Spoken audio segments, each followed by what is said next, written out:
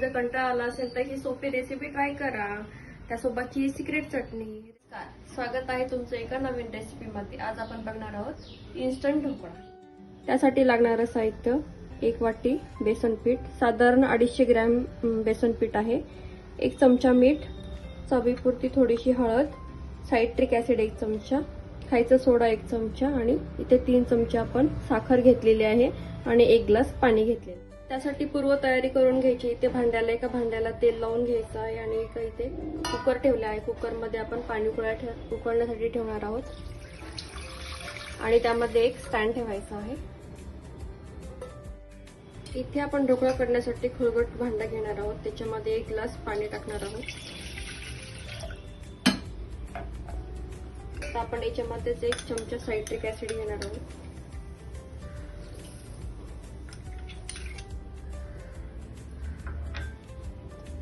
एक चमचा मीठ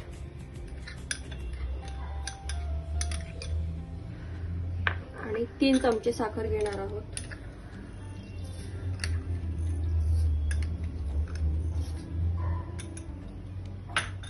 आणि हे छान आपण मिक्स करून घेणार आहोत.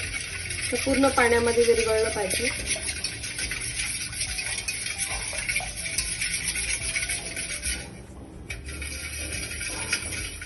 इथे आपण सगळं पाण्यामध्ये मिक्स करून घेतलेलं आहे. सगळं विरघळलेलं आहे, तुम्ही बघू शकता इथे.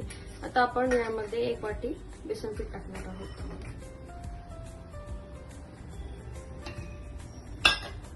तर आपण हे छान मिक्स करून घेऊ. एकाच डायरेक्शनने फिरवायचं आहे.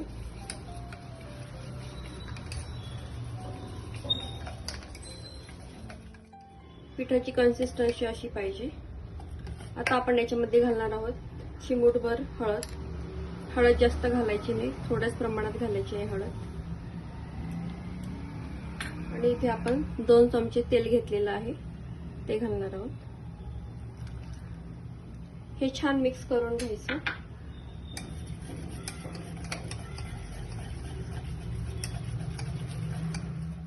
ढोकळा करताना त्याच्यामध्ये 2 चमचे तेल अवश्य टाका. त्याच्याने ढोकळ्याला तोटरा बसत नाही आणि सॉफ्ट लागतो आणि ढोकळाही सॉफ्ट होतो. त्याच्यामुळे 2 चमचे तेल अवश्य घालायचं आहे. हे छान असं मिक्स करून घ्यायचं आहे. तुम्ही बघू शकता इथे छान मिक्स झालेलं आहे. आता हे आपण 5 मिनिटं झाकण ठेवणार आहोत याच्यावर. आता आपण याच्यावरती 2 मिनिटांसाठी झाकण ठेवणार आहोत. पीठ छान फर्मेंट होईल आणि ढोकळ्याला जाळी छान पडते, त्यामुळे 2 मिनिटं झाकून ठेवायचं. 2 मिनिट झालेलं आहे. आता आपण झाकण काढून घेऊया. आणि आता आपण याच्यामध्ये 1 चमचा खायचा सोडा टाकणार आहोत. तुम्ही बघू शकता प्लेन खायचा सोडा एवढाच घेतलेला आहे मी. आणि याच्यावरती आपण 1 चमचा पाणी टाकणार आहोत सोडा ऍक्टिव्हेट होण्यासाठी. आणि लगेचच आपल्याला हे मिक्स करून घ्यायचं आहे. ही प्रोसेस एकदम फास्ट करायची आहे.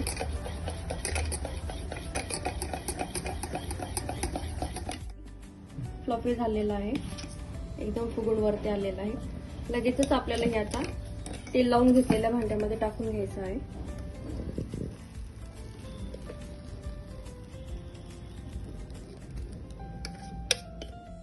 टॅप करून घ्यायचं आहे भांड्यात. आणि आता आपण इथे कुकरच्या भांड्यामध्ये ठेवणार आहोत. तुम्ही बघू शकता इथे पाण्याला उकळी आलेली आहे. आणि आता आपण हे भांडं याच्यामध्ये ठेवणार आहोत अशा पद्धतीने. आणि कुकरची शिट्टी काढायची आहे. कुकरची शिट्टी ठेवायची नाही. मी कुकरची शिट्टी काढलेली आहे. आणि आता आपण हे लावून ठेवणार आहोत. मिनिटासाठी ढोकळा वाफून घेणार आहोत. शिट्टी लावायची नाही, 15 मिनिटातच वाफून द्यायचं. मोठी फ्लेम ठेवायची आहे. मोठ्या गॅसवरतीच 15 मिनिट हे वाफून घेणार आहोत.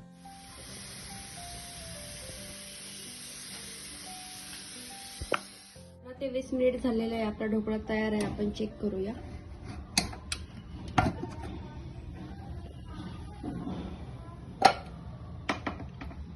तुम्ही बघू शकता आपला ढोकळा तयार आहे.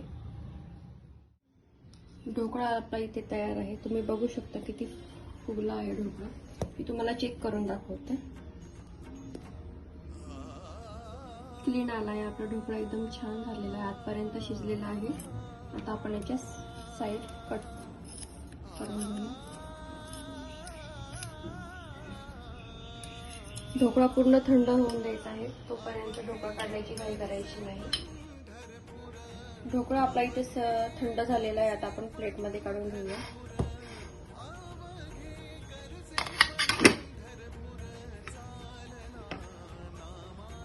बघू शकता तुम्ही आपला ढोकळा किती छान तयार झालेला आहे.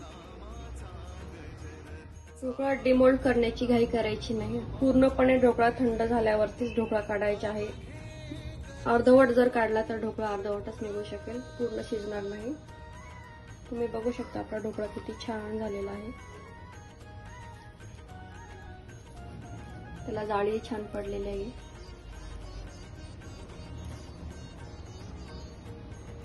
थिकनेस, त्याचा हाईट तुम्ही बघू शकता. आता आपण या ढोकळ्याला फोडणी देऊन घेऊया. फोडणी देऊन घेणार आहोत. त्यासाठी लागणार आहे आपल्या इथं 4 ते 5 हिरव्या मिरच्या, थोडीशी मोहरी, कढीपत्ता, कोथिंबीर, सफेद तीळ, शेव आणि पुदिन्याची पानं. आता आपण ढोकळ्याला फोडणी देऊन घेऊया.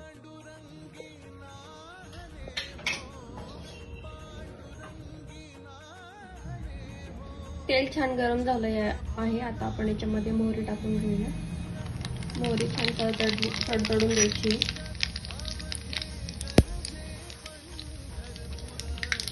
आता आपण याच्यामध्ये घालणार आहोत थोडीशी कढीपत्ता,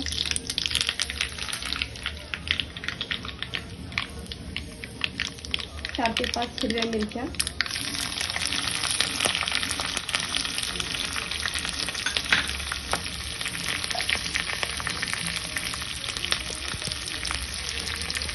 मिक्स करून घ्यायचं.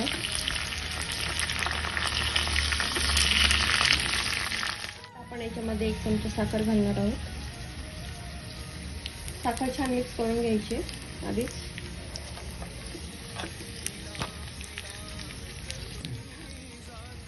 आपण याच्यामध्ये घालणार आहोत थोडंसं पाणी. गॅसची फ्लेम बंद करायची, थोडंसं पाणी टाकायचं आहे.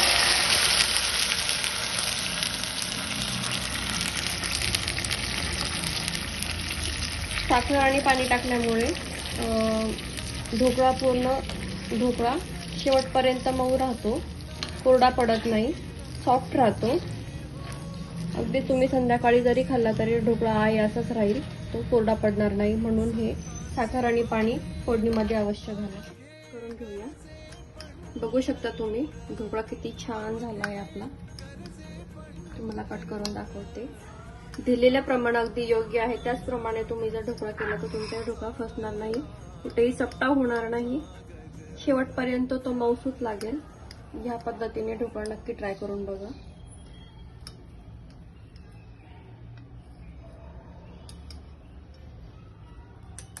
बघू शकता तुम्ही ढोकळा आपला किती स्पंजी झाला आहे, किती सॉफ्ट झाला आहे. तुम्हाला त्याची जाळी दाखवते. आजपर्यंत ढोकळा मऊसूत शिजलेला आहे, कुठेही कोरडा राहिलेला नाहीये, अगदी सॉफ्ट झाला आहे. मला एक सिक्रेट चटणी दाखवणार आहे. त्याच्यासाठी आपण याच्यामधला थोडासा ढोकळा साईडला काढून ठेवणार आहोत. एवढा पीस पास होईल आपल्याला चटणीसाठी. फोडणी आपण ढोकळ्यावरती टाकून घेऊया. आपण त्याच्यामध्ये साखर आणि पाणी ज्याचं मिश्रण टाकलं होतं त्याच्याने ढोकळा शेवटपर्यंत कोरडा पडत नाही. हे पाणी तुम्ही अवश्य घाला. तुम्ही बघू शकता आपला ढोकळा किती छान झालेला आहे, किती सुंदर दिसत आहे, अगदी बाहेर मिळतो तसंच.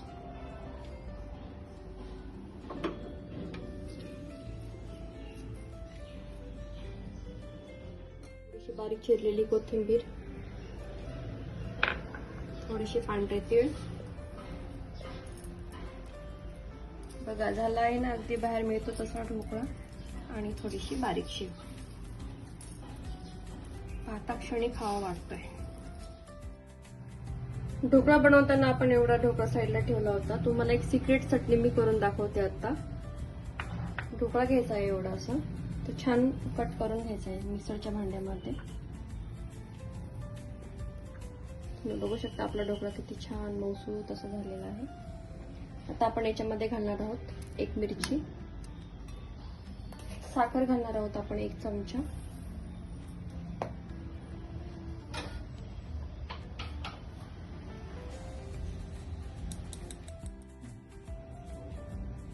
1 चमचा मीठ,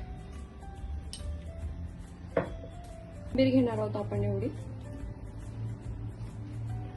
थोडीशी पुदिन्याची पानं, थोडीशी शेव,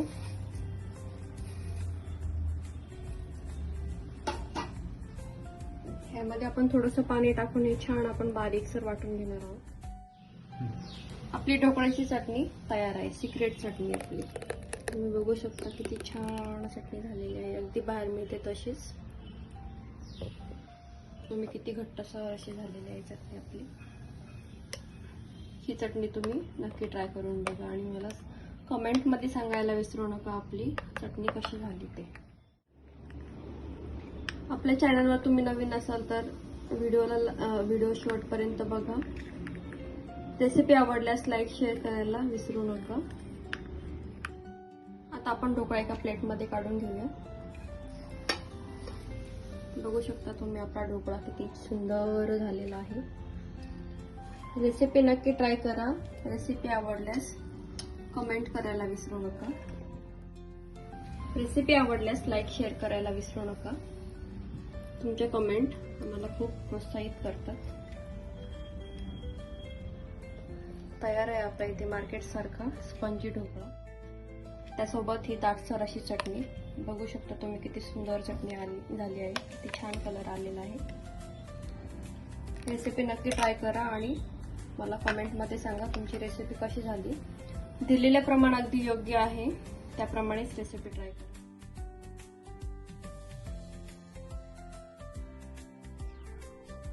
रेसिपी आवडल्यास लाईक करा, शेअर करा, सबस्क्राईब करा. पुन्हा भेटूया अशाच एका छानशा सोप्या रेसिपी सोबत. तोपर्यंत मस्त राहा, आनंदी राहा.